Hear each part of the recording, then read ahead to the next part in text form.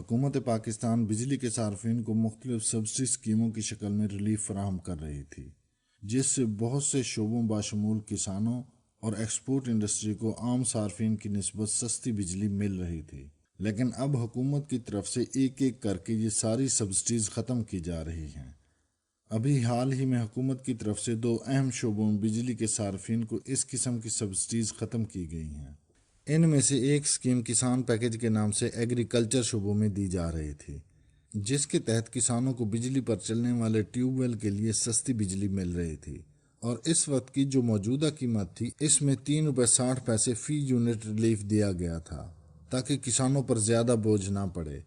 کسانوں کو دی جانے والی یہ سبسڈی تقریباً 14 ارب روپے سالانہ کی بنتی ہے۔ یہ اسکیم بھی حکومت کی طرف سے ختم کر دی گئی ہے، جس سے کسانوں کو دیا جانے والا ریلیف بھی ختم ہو گیا ہے۔ اب ان کو بھی عام صارفین کی طرح مہنگی بجلی ملے گی۔ اسی قسم کی ایک اور subsidy zero rated industrial package کے نام سے ایکسپورٹ انڈسٹری کو دی جا رہی تھی۔ اس سے ایکسپورٹ اورینٹڈ انڈسٹری کو کافی سستی بجلی مل رہی تھی، جو کہ حال ہی میں وفاقی حکومت کی طرف سے ختم کر دی گئی ہے۔ ایکسپورٹ انڈسٹری کو دی جانے والی یہ سبسڈی تقریباً 51 ارب روپے کی بنتی تھی، اور بجلی پر یہ سبسڈی پاکستان میں ایکسپورٹ کو پروموٹ کرنے کے لیے دی جا رہی تھی۔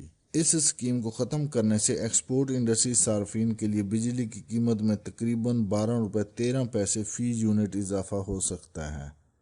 حکومت پاکستان نے 1 مارچ 2023 سے ایکسپورٹ انڈسٹری کے لیے زیرو ریٹڈ انڈسٹریل پیکج اور زراعت کے لیے کسان پیکج کو بند کرنے کا نوٹیفیکیشن جاری کر دیا ہے۔ اور یہاں یہ بات بھی قابل ذکر ہے کہ حکومت نے کسانوں کو دی جانے والی سبسڈی اور زیرو ریٹڈ انڈسٹری پیکج کو اس کی مقررہ مدت سے 4 ماہ قبل ہی ختم کر دیا ہے۔ اور یہ بھی پتہ چلا ہے کہ پاور ڈویژن نے کے الیکٹرک سمیت تمام بجلی کی سپلائی کمپنیوں کو فیصلے پر عمل درآمد کے لیے خط بھی لکھ دیا ہے۔ اب ان وجوہات کا ذکر کرتے ہیں کہ کیوں آہستہ آہستہ اس طرح کی اسکیموں کو ختم کیا جا رہا ہے۔ اس کی ایک وجہ یہ بھی ہے کہ IMF نے حکومت پاکستان کو ایک revise circular debt management plan دیا ہے، جس کے تحت گورنمنٹ کو 952 ارب روپے اکٹھا کرنا ہے، اور اس سرکولر ڈیٹ مینجمنٹ پلان کی تکمیل کے لیے حکومت کی طرف سے وہ تمام سبسڈیز ختم کی جا رہی ہیں جس میں حکومت کو سبسڈی کی مد میں گرانٹ دینا پڑتی تھی۔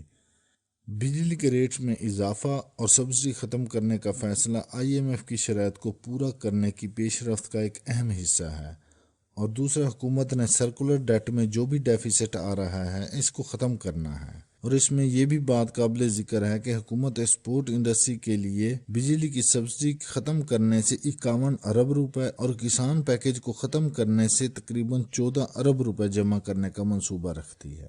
اور اس کے علاوہ سرکولر ڈیٹ مینجمنٹ پلان میں عام صارفین کے لیے 3.39 روپے فی یونٹ بڑھانے کا